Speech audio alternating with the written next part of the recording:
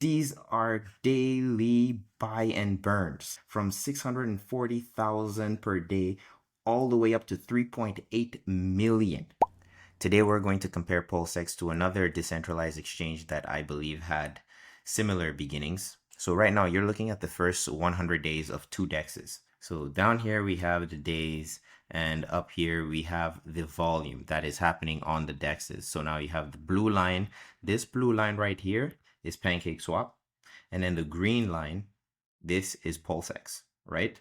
So as you can see, it's pretty similar. In fact, PulseX in the first 100 days does a little bit better than PancakeSwap did in their first 100 days. So the average volume that PulseX was seeing in its first 100 days was around $21.6 million daily.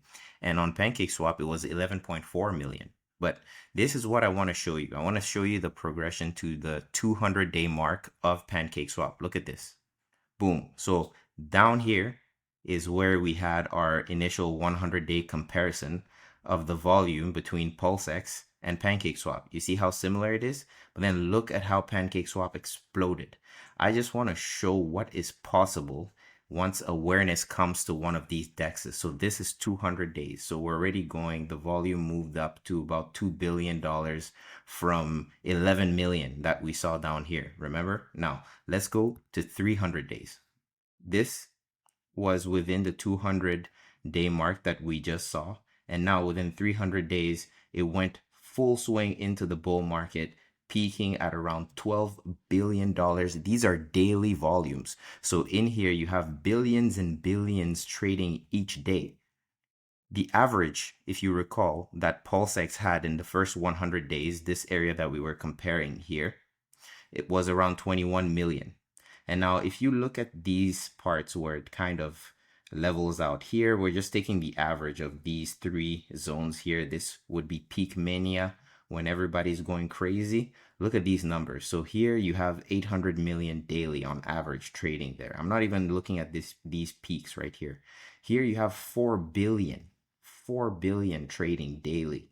And then here you come back down to 1 billion, right? So now if you compare that to the average that PulseX is having, let's say that you do reach those volumes during the bull market, that is a 38x here. It is almost a 200x to this point here in peak mania, and then it drops back down to a 50x. So these are the daily trading volumes on the dexes that PancakeSwap saw. Now, you can argue that PancakeSwap has more visibility for whatever reason, the story was different, blah, blah. All I'm saying is that they had similar beginnings, and this is what happened when the chain exploded and people actually started learning about it, right? Just to give you a comparison. So let's say that PulseX was seeing some similar volumes, and 50% of that was in V1, 50% was in V2. Now, the reason why I'm doing this split is, as you may or may not know, so V1, whenever you have volume occurring on V1, the full 0.29% fee that people pay to trade on PulseX, all of that goes towards buying and burning PulseX, injecting value into PulseX, and at the same time lowering the total supply, decreasing the supply. Now, when the volume is on V2, only a partial buy and burn happens. So 20% of the original 0.29%, which amounts to about 0.06% of the volume, is being sent to the buy and burn. Now, for this exercise, we're going to assume that PulseX is at a price of 0.001, so back at SAP amounts roughly. And these are the values that we're going to look at. Now, if you remember, so when we were looking at this, the ranges we were looking at were between 800 million and 4 billion. This actually even went up to 12 billion as we saw. But you know what? We're going to be conservative. We're only going to look at 500 million to 3 billion. These are daily volumes. Look at the amount of buy and burn. These are the dollar amounts that is being injected into PulseX every single day while all this trading volume is happening on the DEX. That is pretty impressive. And at this price right here, these are the units being burnt daily. in the billions. I really like this creation from Richard Hart. It is just using the value, so it has utility. As long as there is volume on this chain, there is more and more value that is going to be injected into PulseX. This is very bullish in my view.